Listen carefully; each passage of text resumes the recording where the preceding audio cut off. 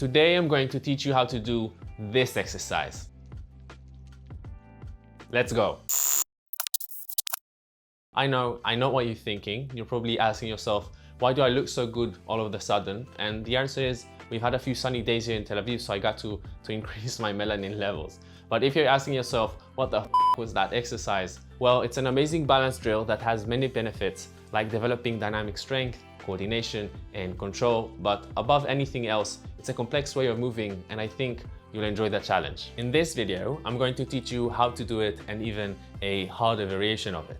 But before we reach it, we'll go over easier variations that will build everything you need in your body to be able to do this cool exercise. So make sure you watch the entire video to learn how to do it. And if you can subscribe and like this video while you're at it, I'd really appreciate it. Let's get into it. This exercise's name is the one arm and leg walk. In this exercise and in all of its progressions, we'll be using one arm and one leg at a time in two variations. One is ipsilateral and the second one is contralateral. Ipsilateral means we'll be using an arm and a leg of the same side, aka left arm with left leg or right arm with right leg. Contralateral means we'll be using an arm and a leg of the opposite sides, aka left arm with right leg or right arm with left leg.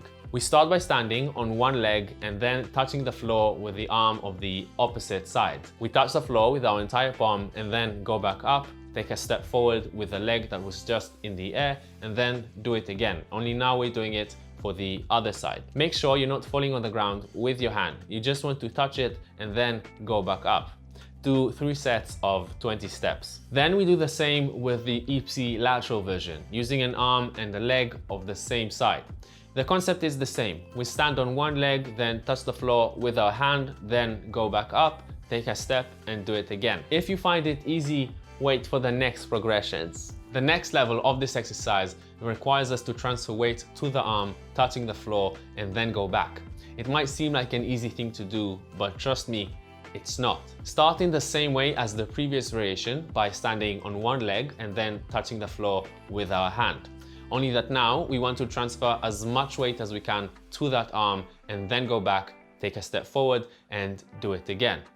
Start by transferring just a tiny bit of weight to that arm, and with each step, think about transferring just a tiny bit more. With time, you'll be able to transfer a lot of it. Do 20 steps for the contralateral version, where we use an arm and a leg of the opposite sides, and 10 steps per side for the ipsilateral version, where we use an arm and a leg of the same side for 3 sets. The next variation is the one you saw at the beginning, and it's called the one arm and leg hop. Like the previous variation, we start by standing on one leg. Then we touch the floor with the hand of the opposite side and transfer weight to it. Only that now we don't want to get back up, but instead we want to start hopping forward in this position. For that to happen, we have to learn how to get our foot closer to our hand. The first step is transferring as much weight as we can to our hand and then jumping forward with our foot. The way I do it is by kicking the other leg as high as I can. It helps me generate enough momentum to be able to jump with my foot and advance forward. But here's the thing. Movement training is all about solving problems like these in your own unique way, so you don't have to do it exactly like me. You can solve this puzzle using your own unique skills and creativity. That's the whole point of this exercise.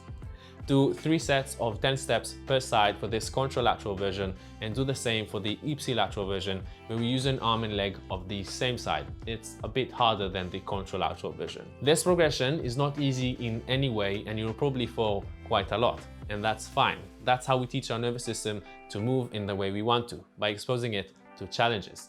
If you see that you're falling too much, go back to the previous variation and work on transferring weight to the arm and then go back without hopping forward. One harder variation of this exercise is trying to hop in a straight line.